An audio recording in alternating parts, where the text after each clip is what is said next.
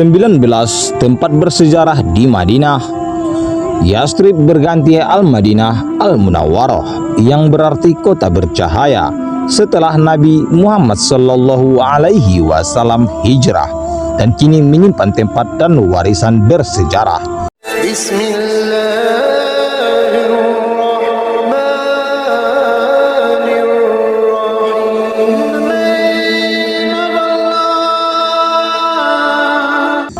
Assalamualaikum warahmatullahi wabarakatuh. Dunia Islam.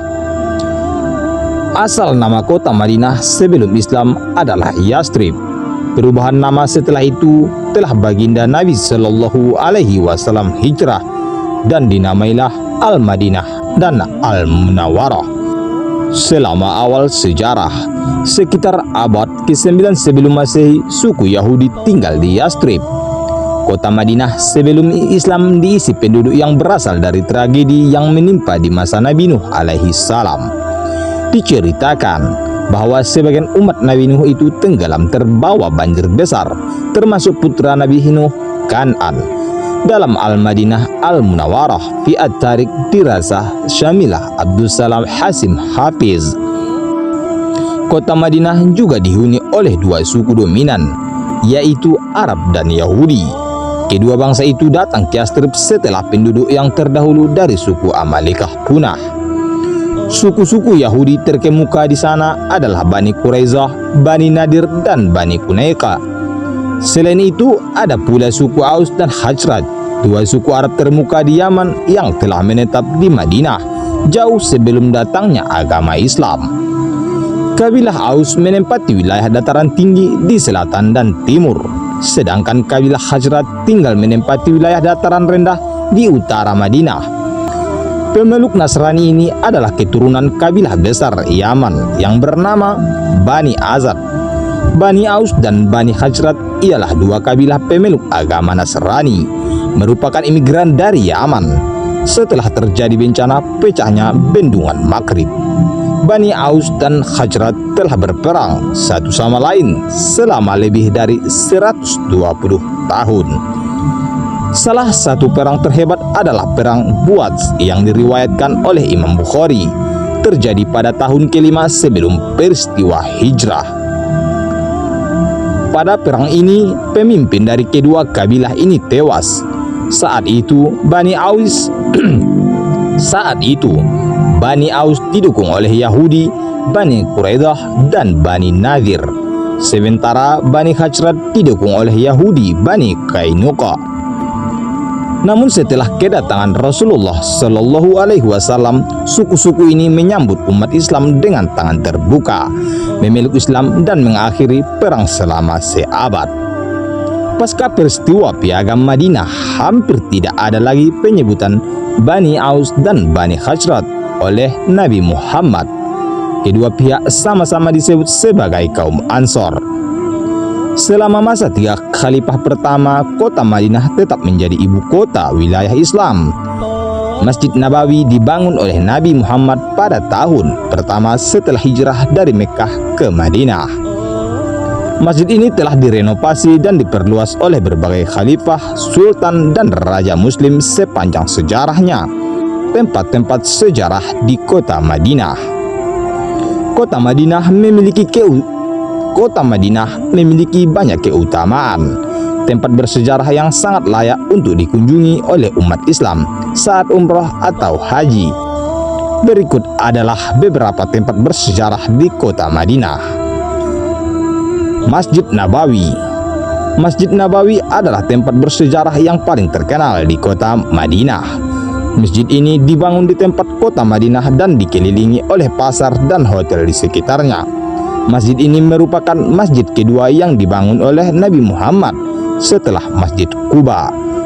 Awalnya Masjid Nabawi dibangun di samping rumah Nabi Muhammad pada tahun 632 Masehi. Saat itu dijadikan sebagai tempat berkumpulnya umat Islam dan majelis ilmu.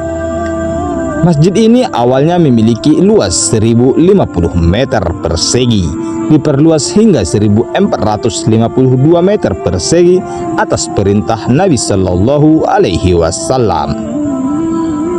Ketika beliau baru kembali dari perang Khaybar tahun 7 Hijriah, Masjid Nabawi menjadi tempat paling suci kedua dalam agama Islam setelah Masjidil Haram di Mekah. Salat di Masjid Nabawi memiliki keutamaan yang besar sebagaimana dijelaskan Rasulullah. 1. Salat di masjid saya ini lebih baik daripada 1000 salat di tempat lain kecuali Masjidil Haram. Hadis riwayat Bukhari dan Muslim. Yang kedua, makam Rasulullah dan kubah hijau. Makam Rasulullah Shallallahu Alaihi Wasallam adalah tempat di mana Nabi Muhammad dimakamkan berdekatan dua sahabatnya, Abu Bakar As-Siddiq dan Umar bin Khattab. Di Masjid Nabawi juga populer kubah hijau, bangunan penting yang terletak di sudut tenggara Masjid Nabawi di Madinah. Kubah hijau adalah kubah berwarna hijau yang dibangun tepat di atas makam Nabi Muhammad Sallallahu Alaihi Wasallam. Kubah hijau tidak ada pada masa Nabi Muhammad. Bangunan ini yang juga dikenal kubah Nabi atau kubah Masjid Nabawi dibangun dan dicat hijau pertama kali tahun 1253 Hijriah atau 1837 Masehi oleh Sultan Abdul Hamid Al-Utsmani. Yang ketiga, Raudah.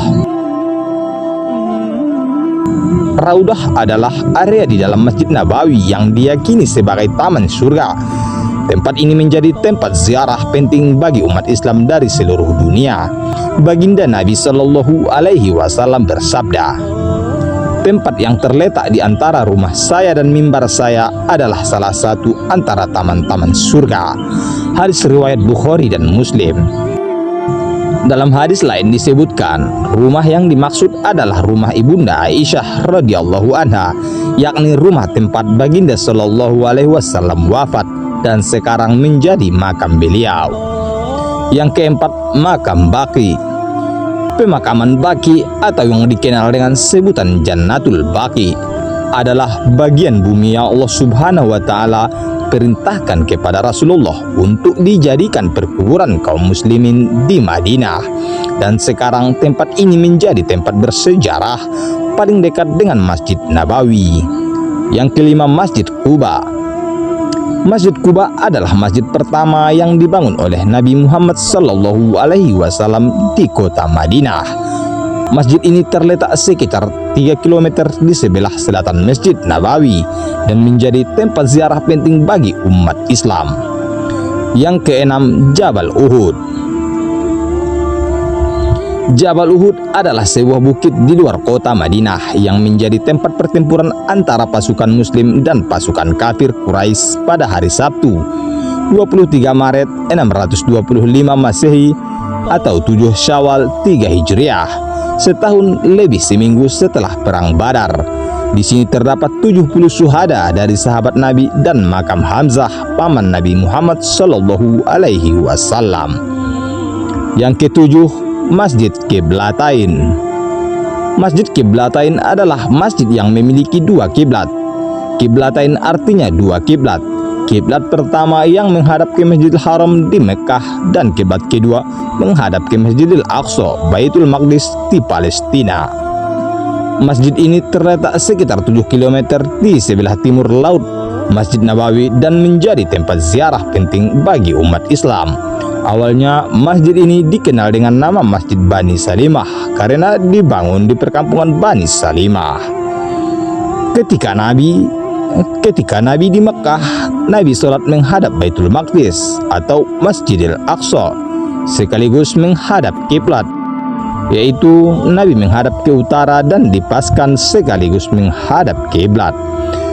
Ibnu Abbas berkata, Rasulullah ketika di Makkah saat sholat menghadap Baitul Maqdis, sementara Ka'bah di hadapan beliau. Hadis riwayat Ahmad. Hal ini dilakukan Nabi sekitar 16 atau 17 bulan. Lalu Allah memerintahkan untuk berubah kiblat ke arah Ka'bah. Allah berfirman, "Sungguh kami sering melihat mukamu menegadah ke langit, maka sungguh kami akan memalingkan kamu ke arah kiblat yang kamu sukai. Palingkanlah mukamu ke arah Masjidil Haram, dan di mana saja kamu berada, palingkanlah mukamu ke arahnya. Dan sesungguhnya orang-orang Yahudi dan Nasrani yang diberi Alkitab, Taurat dan Injil memang mengetahui bahwa berpaling ke Masjidil Haram itu adalah benar dari Tuhannya. Dan Allah sekali-kali tidak lengah dari apa yang mereka kerjakan. Quran Surat Al-Baqarah 144. Yang ke-8, Khandak atau Masjid Khamsah. Khandak atau Masjid Khamsah adalah tempat di mana Nabi Muhammad SAW dan para sahabatnya membangun parit untuk melindungi kota Madinah dari serangan musuh. Lokasinya terletak di Gunung Sila, masih di sekitar Madinah. Masjid ini dibangun untuk mengenang dan menghormati jasa pejuang dan syuhada saat perang Khandak. Yang ke-9, Masjid Jummah. Masjid Jummah adalah masjid menjadi tempat sholat Jumat pertama di kota Madinah. 10. Masjid Gamamah. Masjid Gamamah adalah masjid yang menjadi tempat Nabi Muhammad SAW melaksanakan sholat istisqa atau sholat meminta hujan. 11. Masjid Abu Bakar. Masjid Abu Bakar adalah masjid yang dibangun di atas rumah Abu Bakar As-Siddiq, sahabat Nabi Muhammad SAW, yang menjadi khalifah pertama umat Islam. Yang ke-12, Masjid Ali. Masjid Ali adalah masjid yang dibangun di atas rumah Ali bin Abi Thalib, sahabat Nabi Muhammad SAW, yang menjadi khalifah keempat umat Islam. Yang ke-13, Kota Al-Ula. Kota Al-Ula adalah kota bersejarah yang terletak sekitar 400 km di sebelah barat daya kota Madinah. Kota ini memiliki banyak situs bersejarah seperti Al-Hijr, Madain Saleh, dan Qasr Al-Farid. Al-Ula adalah ibu kota Lihyanites kuno Dedanites. Lokasinya terletak 300 km di sebelah utara Madinah. Kota Al-Ula kemudian antara abad ke-5 hingga abad ke-2 sebelum Masehi, Al-Ula dihuni oleh kerajaan Lihyan yang dipimpin oleh dinasti Nabatean. Dinasti Nabatea berkuasa hingga sekitar 106 sampai ibu kota mereka Petra ditaklukkan oleh bangsa Romawi. Pada abad ke-7 hingga abad ke-6 sebelum Masehi, wilayah ini diduga dihuni kaum Tsamud dari kerajaan Dedanite. Kota ini menjadi kota yang paling dihindari bagi Nabi Muhammad SAW, karenanya dianggap sebagai kota terkutuk. 14. Kota Madain Saleh. Kota Madain Saleh adalah kota bersejarah yang terletak sekitar 400 km di sebelah barat daya kota Madinah. Madain Saleh yaitu situs arkeologi yang dibangun lebih dari 2000 tahun lalu oleh orang-orang Nabatean dan diakui sebagai situs warisan dunia UNESCO. Menurut sejarah, dulunya wilayah ini sangat subur dan sangat hijau, hingga penduduknya memiliki hasil panen yang cukup setiap tahunnya. Namun, kekayaan alamnya yang melimpah membuat kaum Tsamud sombong dan berlaku kejam, suka menyiksa dan membunuh orang miskin. Penduduk Madain Saleh membangun kota dengan cara memahat gunung dan batu. Nabi Saleh alaihissalam kemudian diutus untuk membimbing mereka. Sebagian ikut Nabi Nuh, namun yang lain menolaknya. Bahkan 2 dari mereka membunuh unta yang tidak bersalah. Sebagai hukuman untuk ini, Allah mengirimkan gempa bumi di tengah malam yang membuat mereka semua mati dan tidak ada yang bangun lagi. Hal ini tertuang dalam Al-Quran. Karena itu mereka ditimpa gempa, maka jadilah mereka mayat-mayat yang bergelimpangan di tempat tinggal mereka. Quran Surat Al-A'raf 78. Nabi SAW sangat menghindari wilayah ini yang masih satu wilayah di kota Al-Ula. 15. Jalur kereta api Hijaz. Proyek kereta api ini selesai pada awal abad ke-20 dan didanai oleh dunia Islam. Ini adalah salah satu proyek yang sukses pada masa pemerintahan Abdul Hamid II, Sultan Utsmani Ottoman. Jalur kereta api Hijaz ini dibangun pada tahun 1908 untuk menghubungkan antara Damaskus ke Madinah dan digunakan untuk mengangkat jemaah haji ke kota suci. Jalur ini dibangun melalui wilayah Hijaz di Arab Saudi modern dengan jalur cabang ke Haifa di Laut Mediterania. Kereta api terdiri dari 32 stasiun, banyak di antaranya saat ini berada di Arab Saudi. Proyek pembangunan lintasan ini membutuhkan waktu 8 tahun, membelah medan penggunungan yang gersang dari Damaskus ke Madinah. Total biaya kereta api diperkirakan 4 juta lira Utsmani Ottoman, sekitar 570 kg emas, setara dengan hampir 20% dari seluruh anggaran Ottoman saat itu. Kereta api Hijaz mencapai Madinah dan diresmikan dengan sebuah upacara pada tahun 1908. Jalan kereta api sepanjang 1464 km dengan panjang rel mencapai 1900 km. Kereta api Hijaz rusak parah selama Perang Dunia Pertama 1914 sampai 1918 oleh Lawrence of Arabia dan pemberontakan Arab. Namun sebagian dari kereta api Hijaz masih ada dan sebagian masih berfungsi. 16. Wadi Al-Aqid. Wadi Al-Aqid dibangun pada masa Nabi Muhammad SAW. Baginda Nabi menyebutnya lembah yang diberkahi. Menurut sejarah Islam, saking suburnya wilayah ini, beberapa tempat dibangun di tepian Wadi Al-Aqid, terutama pada masa Abbasiyah dan Umayyah. Bahkan tidak jarang melihat peternakan, kebun dan rumah-rumah besar di wilayah Wadi Al-Aqid. Dari sekian banyak istana yang dibangun lembah tersebut, beberapa di antaranya dikatakan milik sahabat Nabi Muhammad, termasuk Urwah bin Zubair. Sumur Urwah merupakan sumur terkemuka yang dibangun di atas Wadi Al-Aqid dengan maksud untuk menimba air dari Jabal Air, guna menyuplai air bagi warga setempat.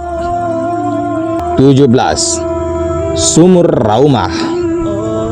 Sumur Raumah merupakan sumur hasil wakafkan sahabat Utsman bin Affan, terletak di Madinah. Sumur tersebut awalnya dimiliki oleh seorang Yahudi dan menjadi satu-satunya sumber air bersih di Madinah saat terjadi kekeringan.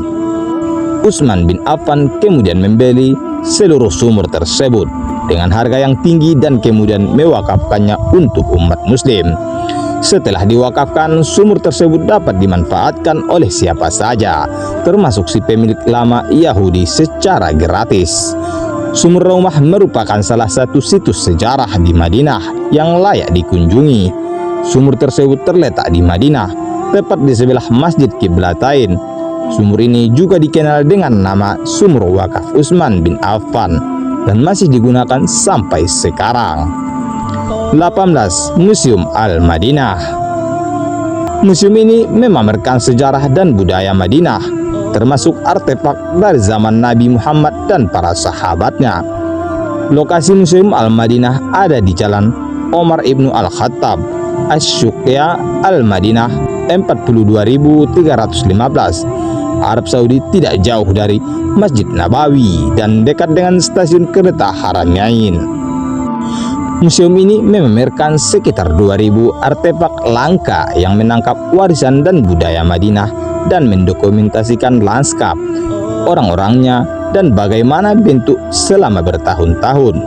Museum ini didirikan pada tahun 1983 sebagai proyek untuk mengubah stasiun kereta api Al-Hijaz yang didirikan pada tahun 1908 menjadi sebuah museum bernama Museum Al-Madinah. 19. Percetakan Al-Quran. Kompleks percetakan Al-Quran Raja Fahd terletak di Madinah, Arab Saudi. Kompleks ini terletak di jalan utama Tabuk di kota Madinah. Ini adalah mesin cetak khusus yang mencetak lebih dari 10 juta eksemplar Al-Quran setiap tahun. Kompleks ini menggunakan teknologi dan peralatan canggih untuk mencetak Al-Quran berkualitas tinggi. Seluruh mesin cetak dimekanisasi dan pekerjaan dilakukan dengan sangat presisi. Kompleks ini didirikan pada tahun 1985 dan telah menerbitkan 55 terjemahan Al-Quran yang berbeda dalam 39 bahasa. Percetakan ini menawarkan Al-Quran berbahasa Arab, bacaan, pencarian tekstual, terjemahan gambar manuskrip Al-Quran awal dan komentar tafsir. Kompleks ini terbuka untuk pengunjung dan orang dapat mengambil salinan Al-Quran secara gratis. Sahabat dunia Islam, itulah beberapa yang harus dikunjungi. Terima kasih sudah menonton. Nantikan video selanjutnya.